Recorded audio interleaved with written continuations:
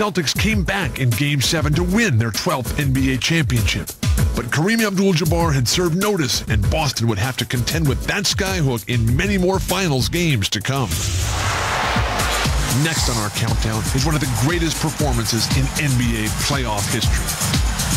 Injured for most of the season, second-year pro Michael Jordan returned to the Bulls just in time to make his first ever playoff appearance. In Game 2 of the series, Jordan refused to be intimidated by the hostile environment of the Boston Garden. Setting a screen, Johnson trying to fight through it on a switch. Bird guards Jordan, and Jordan hits the jumper anyway. Michael Jordan, 21 points. Jordan started scoring early and never looked back. Jordan with 8 on the clock. Jordan ties the game. Oh, boy. 63 points, and you're looking at an all-time record. But Jordan's record-setting performance still wasn't enough. Boston won the game 135-131 in double overtime and went on to win their 16th NBA championship. Spike 52 will continue counting down the greatest moments in NBA history as soon as Air Jordan is cleared for takeoff. Mission control, ready for launch.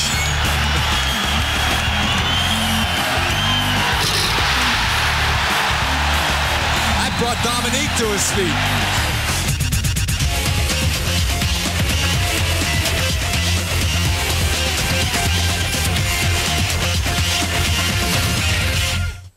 The 52 countdown highlights Larry Bird. For 13 seasons, Larry Bird wowed the crowd at the Boston Garden with an amazing array of no-look passes and clutch shots. But in 1993, he did so simply by walking onto the court. Usually, jerseys are retired at halftime of the game. But this night was so special and all about Larry Legend as the Boston Garden was jammed to the rafters, which is exactly where the number 33 was headed. The highlight of the night, though, came when Magic Johnson opened his Lakers warm-up to reveal a Celtics t-shirt, a timeless moment between the two men who defined the league for a decade. The rivalry between Bird and Magic was a wonder to behold. You know, Mello, Larry beat Magic out for Rookie of the Year in 1980. Go figure. Magic leads his team to the NCAA championship, has an incredible rookie year, but someone else wins the award. Can you imagine that? Yeah, I can imagine that. I'm only bringing it up, Mello, because we're about to go to a big championship game that pitted the two of them, Magic and Bird, against each other. It's Game 2 of the 1984 NBA Finals, May 31st, 1984. May 31st, 1984. That was a big week. And why is that? I was born that week. What were you, middle-aged? Now that's cold. Next time, maybe you won't bring the Rookie of the Year award up. Now roll that highlight. The next spot on the Spike 52 countdown features the first finals matchup ever between Larry Bird and Magic Johnson. Missing, rebounding is Magic. Cooper and the fast break going to town. Ironically, the signature play of the series wasn't pulled off by either of the superstars. It came from Boston's Gerald Henderson. The Lakers were on the verge of sweeping the first two games at the Boston Garden when Henderson made the play. And it's picked off. Goes to Henderson, he lays it off and in. It's all tied up. A great play by Henderson. They threw a cross-court pass. And Henderson anticipated it and picked it off.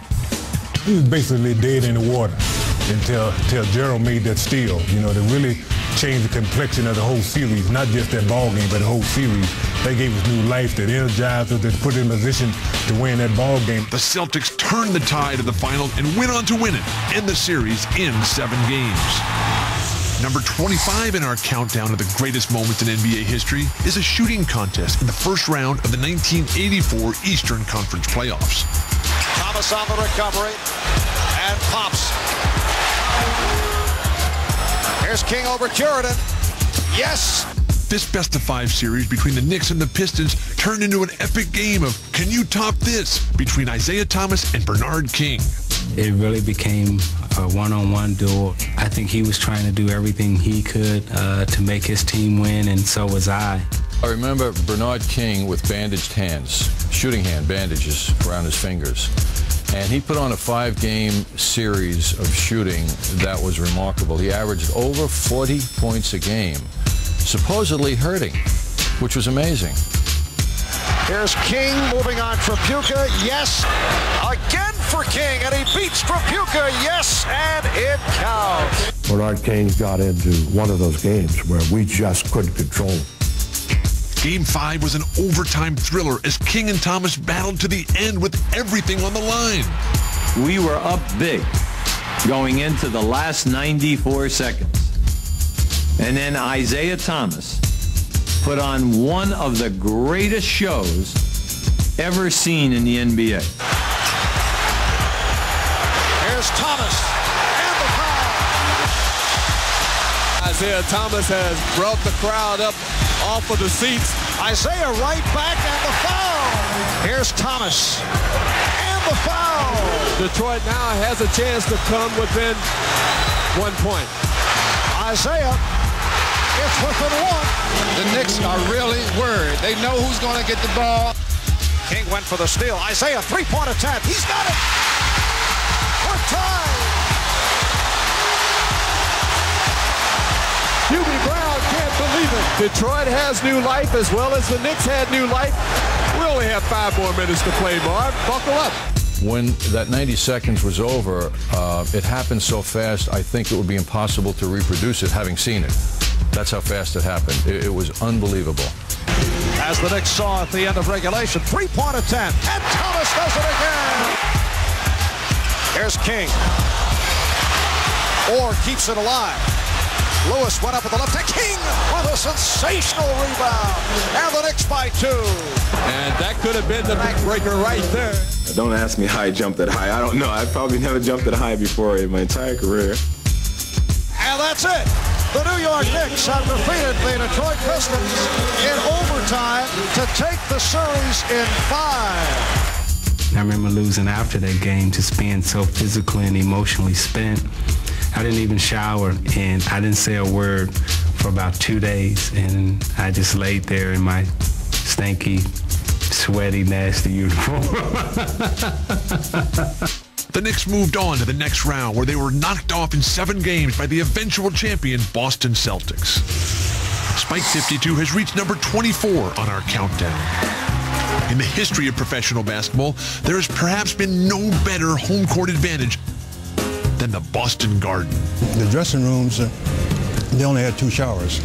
At halftime, after the Lakers came out of their dressing room for the second half, then the guy who took care of the clothes and the washing of the uniforms, he went in there and took all the towels and got them wet.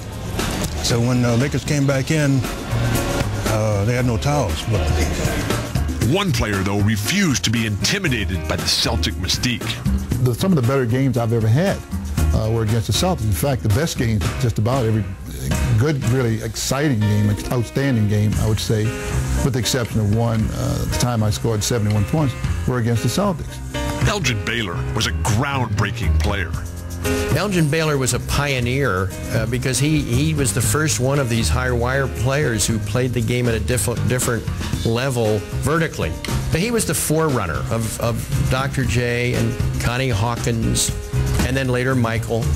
You know, these high wire acts that just keep taking the game to a greater level of athleticism. Elgin took his play to another level in Game 5 of the 1962 NBA Finals when he set the record for the most points ever scored in a finals game. And I just remember that it was a good game. It was a good, close game most of the way. We won the ball game and beat the Celtics in the Garden, and I scored 61 points, but they won the series. Baylor's 61-point outburst helped Los Angeles to a 126-121 victory in the game, although the Celtics went on to take the series and the title in the 7th game. How appropriate that the 23rd spot on the countdown goes to the man who made the number 23 famous.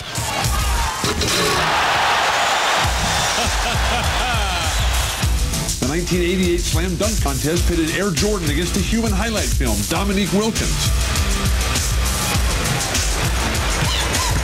Here's a 3-6. Oh, what a great shot. The pair put on an air show like no other. In the final round, Jordan needed a near-perfect dunk to win it all. And Michael, he came over, he actually gave me a little gesture. And I pointed back to the other end of the court, so when you throw it down from the foul line, Dominique is not going to do that.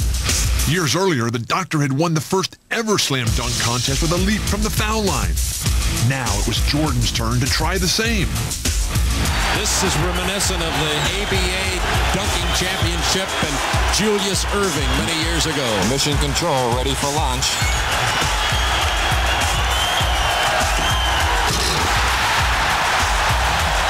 That brought Dominique to his feet. And, he just gave a little wink, and he went back and came with a couple dribbles. And he stopped and waggled his tongue and did a little pump on the way to the basket. And it was kind of an exhilarating moment to watch. And it was almost like, watching your protege or watching your little brother come through. And he was in his own building and just turned the whole place out. When Spike 52 continues, we'll see the Lakers go on the longest winning streak in NBA history and watch Reggie Miller take a huge bite out of the Big Apple. Miller for three, and he got it. Reggie Miller with a clutch tray, and it's 105-102.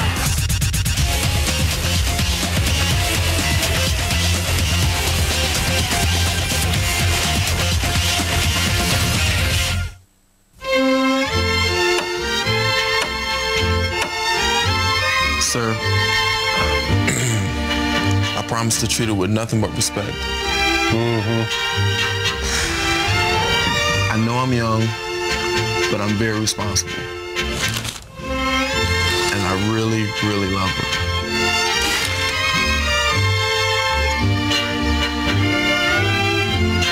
Have her home by midnight. Stay tuned to In the Paint. I need a defender. Can we just get on with the show, please? Next up on the countdown, a streak. Streaking was big in California during the early 70s, but no streak was as impressive as the one put on by the Lakers during the 71-72 season. What Bill Sharman did in terms of revolutionizing the game, in terms of bringing this unique team together, because they had Wilt Chamberlain in the middle. They started the forwards were Happy Harrison and Elgin Baylor, and out in front they had Gail Goodrich and Jerry West. And then, sadly, Elgin couldn't play anymore. Amazingly, it began on November 5th, 1971, the same day that Elgin Baylor announced his retirement. Los Angeles beat the Baltimore Bullets that night, 110-106, and began the greatest winning streak in the history of American professional sports. All of a sudden, this team started winning basketball games, and it got to be almost funny because we knew no one could beat us. I mean, we felt invincible. When you get to 17, 18, 19 wins, now people are saying, like, wow, can they ever lose? And we start to take great pride in can we ever lose. Led by Jerry West and Wilt Chamberlain, the Lakers rattled off 33 consecutive wins before finally succumbing to the Milwaukee Bucks. It was inevitable that the amazing win streak would eventually be stopped. And appropriately, it was the world champions who ended it with style January 9th, 1972. I mean, we knew we were good, but I don't think till later till we really realized how good we were, how dominating we were. It would be impossible, I think, today to win 33 games in a row like the Lakers did in that 71-72 season. They had tremendous individuals who understood team play. The Lakers continued their winning ways throughout the season and went on to win their first NBA championship in Los Angeles. We're down to the 21st spot in the countdown. The 1988 Eastern Conference playoffs pitted the Boston Celtics against the Atlanta Hawks, but Game 7 was more of a one-on-one affair between Larry Bird and Dominique Wilkins. Parrish picks for Bird. Gets the roll. And then now races back defensively. And Whitman with a slick pass to Dominique Wilkins. Wilkins and Bird poured in a combined 81 points during the shootout. Bird was having an okay game up until the fourth quarter.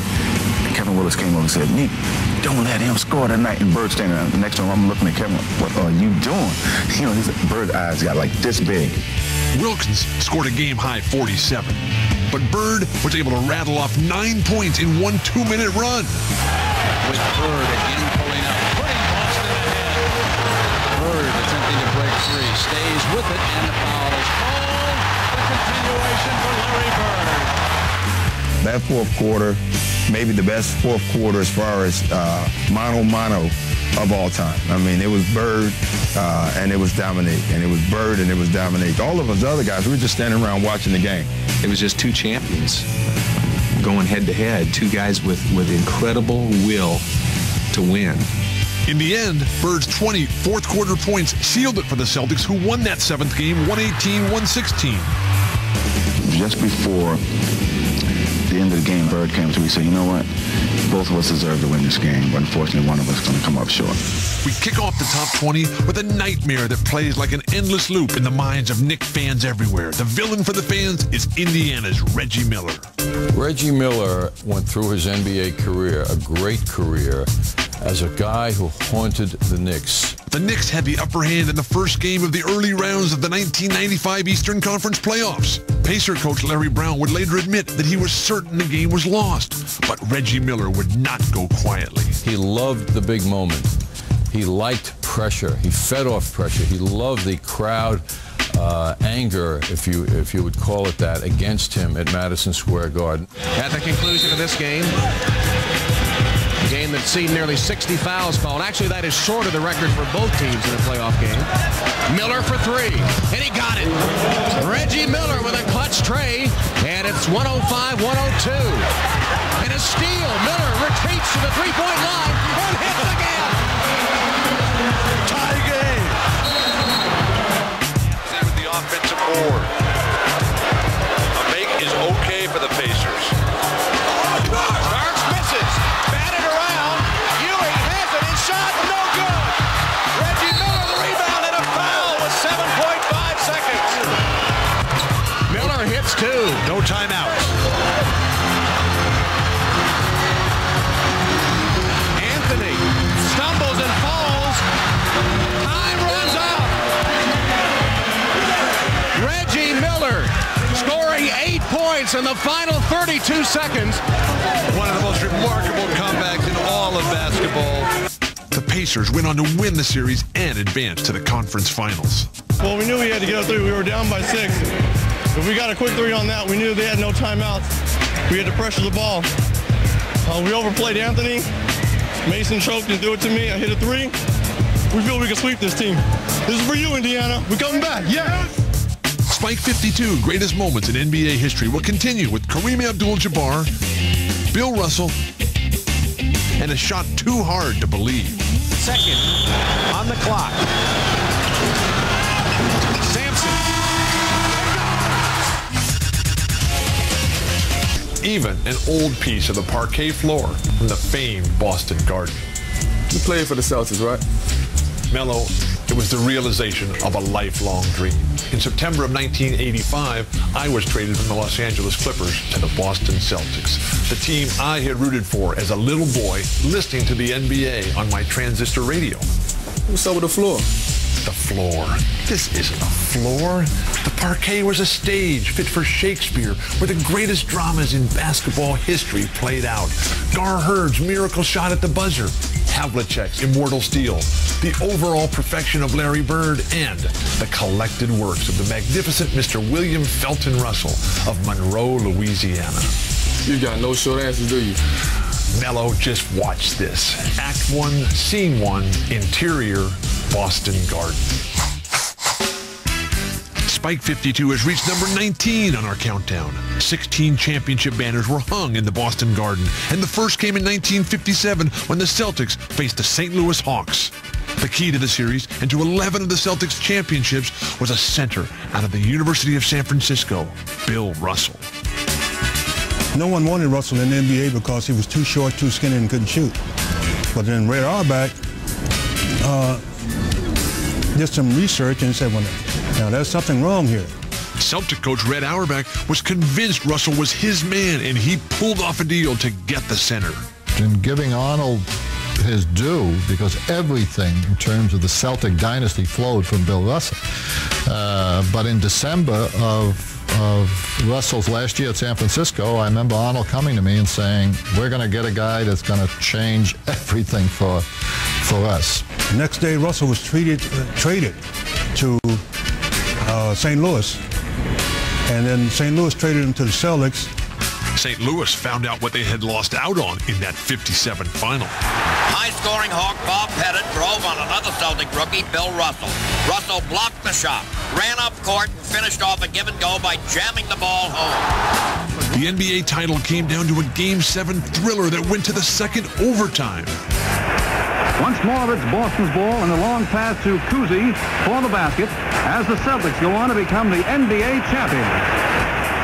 The moment when you know this, that and this is in this field that I've chosen to put all my time, energy, and my person into, I am the best in the world. Coming in at number 18 on our countdown is the number 31,420. That's how many points Kareem Abdul-Jabbar needed to become the NBA's all-time leading scorer. The man he was pursuing was former Lakers center Wilt Chamberlain, and he caught him on April 5th, 1984, in a game played in Las Vegas. For Kareem to get the ball. Everybody's waving their arms. It's into Kareem. Kareem swing left, right hand, 12-footer, good! The record-breaking basket was, of course, a skyhook. Kareem went on to carry the record to 38,387 before retiring in 1989. It's time for the 17th spot in the Spike 52 countdown. Game 5 of the 1986 Western Conference Finals. The series pitted the defending world champion Los Angeles Lakers against the Houston Rockets. Cooper will inbound. You'll see it unfold. In the closing seconds, the Lakers tried for the last shot with the score tied at 112. They go into Kareem. Their money man, Cooper. Scott. It's Scott. Missing.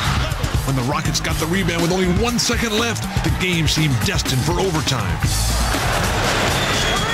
McRae will inbound. 1 second on the clock.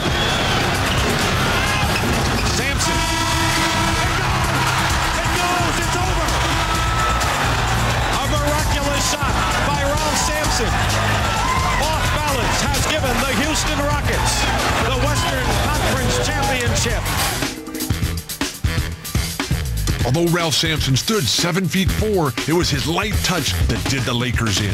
His shot ended the Lakers' run of 4 straight Western Conference championships. The Spike 52 countdown will continue with the Houdini of the hardwood, a magical performance, and the shot. He looks. The inbound pass comes into Jordan. Here's Michael at the foul line. A shot on Elo.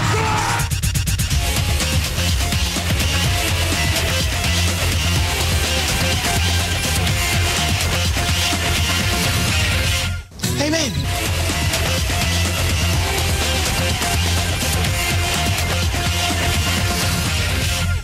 Spike TV interrupts the countdown to ask a pressing question.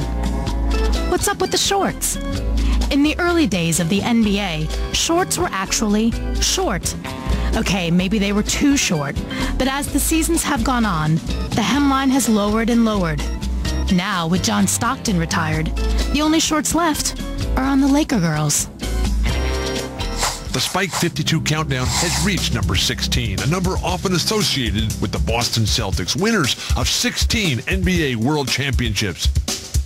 10 times the Celtics have played the Lakers for the title, and none were as close or as exciting as the 1962 series. Two great teams, superbly trained and brought to a fine edge by the 6-game series, tied at 3 wins each. There's no turning back. Every play counts. Each shot might carry the championship with it. Led by Bill Russell and Bob Cousy, the Celtics were looking for their 5th title. And now Boston with the ball as Bob Cousy and Bill Russell execute another perfect Boston play.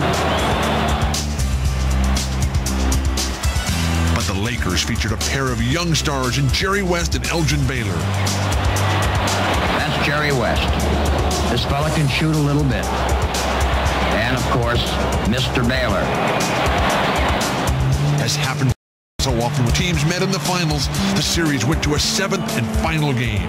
Frank Selby had a chance to win it all for the Lakers at the end of regulation. It'll be Selby again. A big moment. He does not make it. Russell the rebound, and this ball game goes into overtime. In overtime, Bob Cousy led the Celtics to the title with a 110-107 victory that ended with him memorably dribbling out the clock.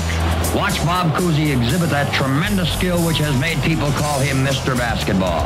He's eating up the clock. A great dribbling display, time ticking away, and the ball game is over.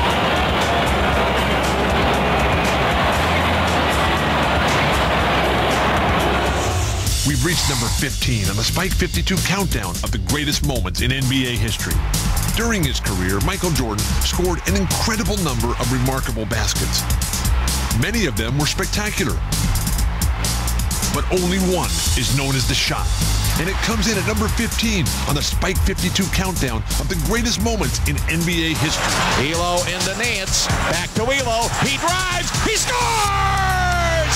In the 1989 Eastern Conference playoffs, the Bulls battled the Cavaliers in a best-of-5 series. Cleveland's Craig Elo put in the go-ahead shot with only 3 seconds left, just enough time for Jordan to answer the call. Gets the ball from Hugh Evans.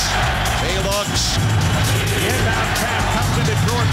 Here's Michael in the foul line. A shot on Elo. Scores! The Bulls win! They win! For Cleveland, it was the end of the series. For the NBA, it was the beginning of a legend. The 14th spot on the Spike 52 countdown is the 1992 NBA All-Star Game. In a script too sweet for even Disney to devise, Magic Johnson is voted onto the All-Star team despite having retired due to his infection with HIV. Magic returned to play in Orlando, and for one day, he turned the Orlando Arena into the Magic Kingdom. They're all taking a shot at the Magic. Oh, now it's Jordan against Magic. The crowd on its feet.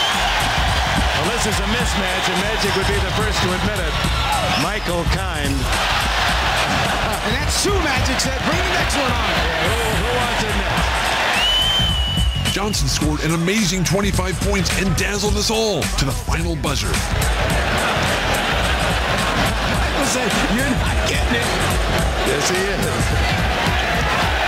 6. 3-point.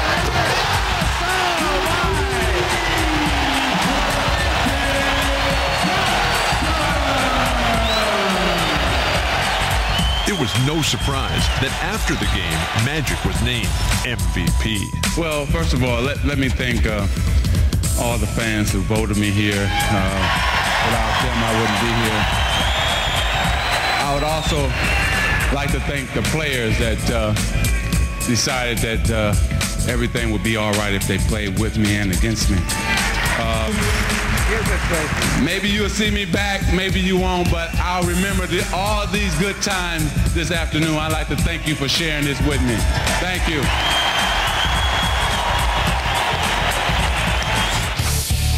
Spike 52 greatest moments in NBA history will continue with Shaq, Kobe, Magic, and the Doctor. Control. It's 89-84. Sixers, and they get inside. Unbelievable. Julius Erving. Put it hanging.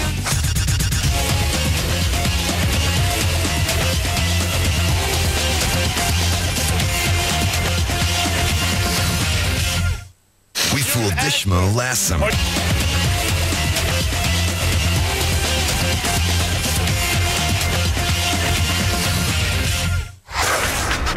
The final game of the 2000 Western Conference Finals comes in at number 13 on the Spike 52 countdown of the greatest moments in NBA history. In Game 7, Kobe Bryant, Shaquille O'Neal, and the rest of the Los Angeles Lakers found themselves trailing Portland by 15 points in the fourth quarter.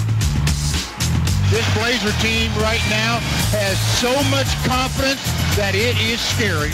That's when LA began one of the greatest comebacks in NBA playoff history. Fonzie against Fox. Left baseline, drives to the hoop, bump. Shot blocked by Bryant, and Kobe controls in the corner. All of a sudden, the Blazers can't buy a hoop. Neal low left, he's doubled up. Shaw shooting the three. Good on the left side. Brian Shaw brings the Lakers even at 75. 15 points in a row for LA. Kobe on the move. Lobs for O'Neal for the dunk. Kobe Bryant worked into the lane, and Shaq hammered it in with the right hand. Portland can put the champagne away and get out the bottled water because that's all they're going to drink on their way home. The Lakers won the game, the series, and then went on to beat the Indiana Pacers for the NBA championship.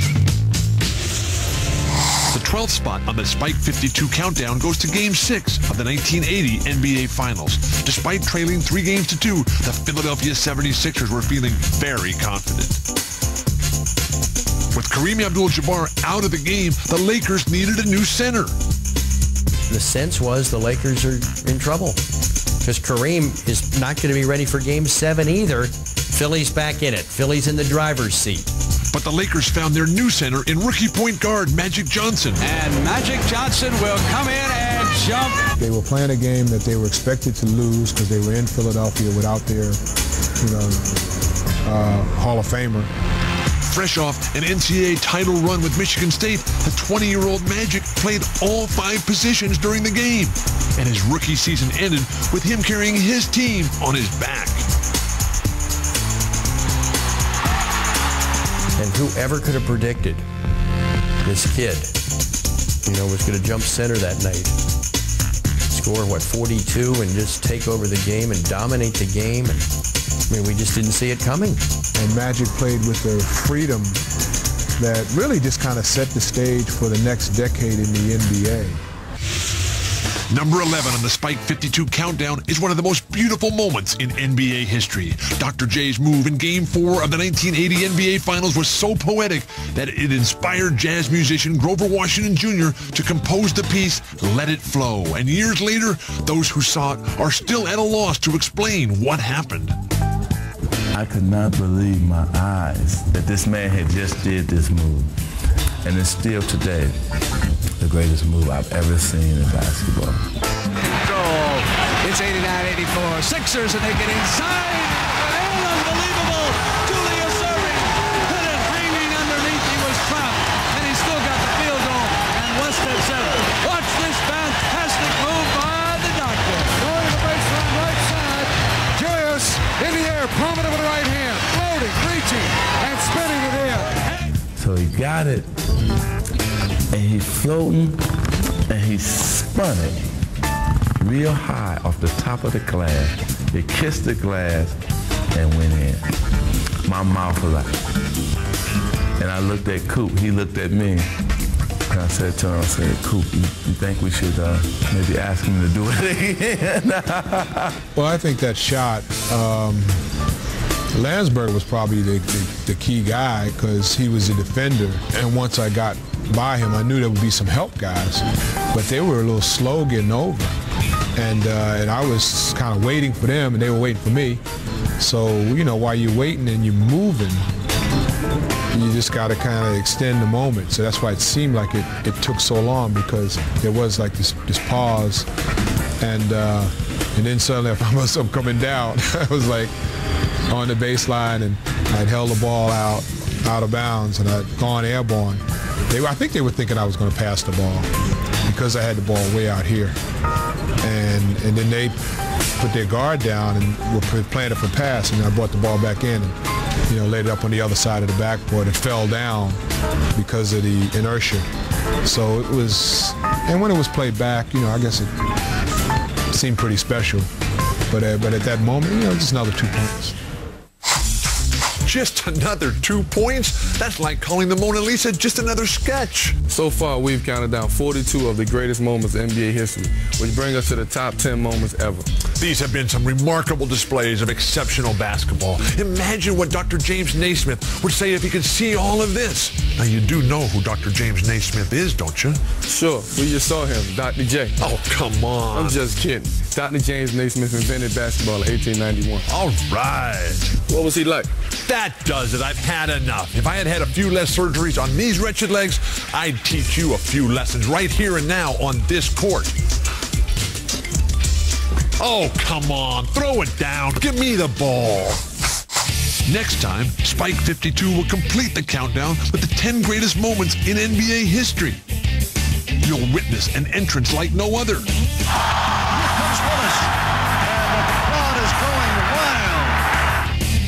You'll hear a call for the ages. Greer's putting the ball on a play. He gets it out deep, and Havlicek steals it. Over the stand goes. Havlicek stole the ball. It's all over. It's all over. and you'll believe a man can fly. Spectacular move by Michael Jordan.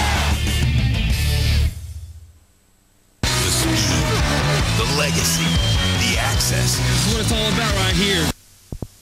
Also witnessed unsung heroes like Spud Webb, Derek Fisher, and Robert Horry captured the moment and catapult to stardom. Now it's time to see the best of the best. When we watch them, we travel back in time and space to where we were when it first happened. Do you remember where you were when this moment happened? Carmelo, how could I ever forget this next one? I was just a kid in my hometown of San Diego listening to the game on my transistor radio. It was just me, Bill Russell, Sam Jones in the last game those two would ever play. And then Wilt Chamberlain, Jerry West, Elgin Baylor, and the incomparable voice of the immortal Chick Hearn. 10. It's where we are in the Spike 52 countdown, and it's how many championship rings Bill Russell had at the start of his final season. He was not the type of player that focused on the offensive end, even though he had offensive talent. What I respected about him and what he did offensively, all the rebounds, the block shots, the intimidation, the great position defense, running the court. I admire those things about Russell because that don't get you in the newspaper. Offense gets you in the newspaper. And he was not concerned about those type of accolades. His bottom line was winning. And Bill Russell was all about that, winning. The Celtics, led by player coach Russell, knocked off Philadelphia and New York en route to the finals. Waiting for them there were the Los Angeles Lakers. Los Angeles sees the fantastic finale of the NBA in which the Boston Celtics face the Lakers. Boston wins the tap, and John Havlicek takes it down court. For the Lakers, it was the perfect opportunity for revenge. 6 of Russell's 10 championships had come at their expense, and now they clearly had the better team. Jerry West, the mainstay of Los Angeles, is playing with a pulled muscle in his left thigh, but even though he's not 100%, he's still sensational. What a player. Adding to the Lakers' confidence was their new addition in the middle, Wilt Chamberlain. He gives to Wilt Chamberlain, who stuffs it. The home team won the first 6 games of the series, meaning that for the Celtics to win it all, they'd have to win in Los Angeles at the fabulous Forum. Erickson tried to beat Baylor. It's stolen by Boston. A minute 33 to go. Boston by a single point. Now Havlicek. Erickson knocked away, but Nelson gets it. The Celtics built a huge 17-point lead, but the Lakers came back and late in the game were down by just 3 and had the ball in the hands of Mr. Clutch Jerry West.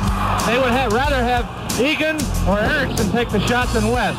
So they're double and triple teaming Jerry West. And Bill Russell comes off with a rebound. 105 to 102, 59 seconds to go. Boston trying for its 11th championship in 13 years. In the waning moments of his career, Russell appropriately used his defensive skills to seal the game. 40 seconds to go. Mel counts, drives on Russell. Can't get it up, and Russell takes it away. 34 seconds to go. And now, counting off the seconds, 4, 3. It's a steal by Johnny Egan. They let him score it. And time has run out, and the Boston Celtics have done it again. Another jewel in that crown. Here comes Bailey Howe. Now Tom Sanders, who did not get in the lineup. Keith Erickson of Los Angeles. A disappointed Wilt Chamberlain, brought here by Jack Kent Cooke in hopes of bringing the first title in 9 years to Los Angeles. Well, Bill, this must have been a great win for you. Jack.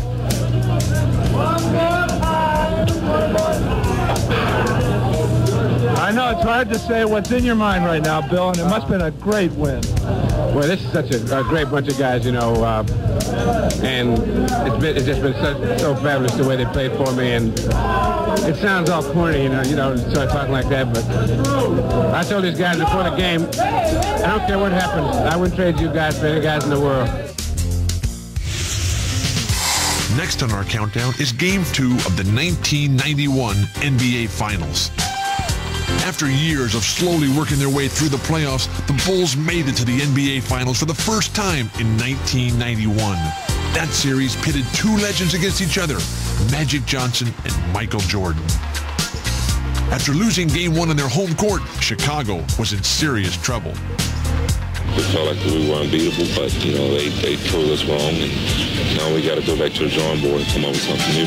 Go down like you live tonight, okay?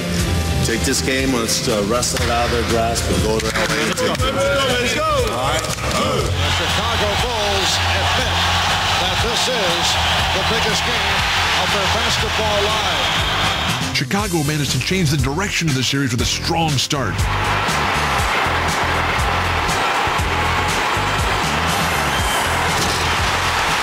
Jordan with the step and the bucket. Michael Jordan on fire. Jordan. Yes. The Bulls have exploded. Yes! Yes! Yes! But the ultimate change of direction was a play by the Bulls' intergalactic star, Michael Jordan. The look away to Livingston. Jordan. Oh! A spectacular move by Michael Jordan. That's 13 consecutive field goals.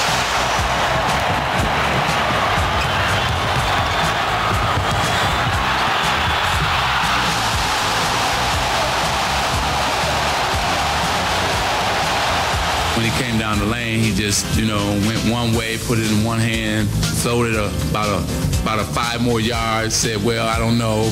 And then he went off against the glass. So it was his game tonight. He really took it over in the second half. When Spike 52 continues its countdown, we'll see a pair of amazing shots. 5 seconds to go. Magic with a hook shot. Scores with 2. 2 seconds. 1 second. West throws it up. He makes it. West threw it up and makes it.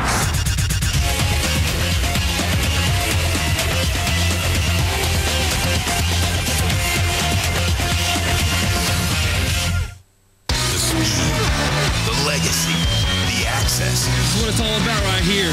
The Indy 500 is the biggest race on the planet, and only Spike can take you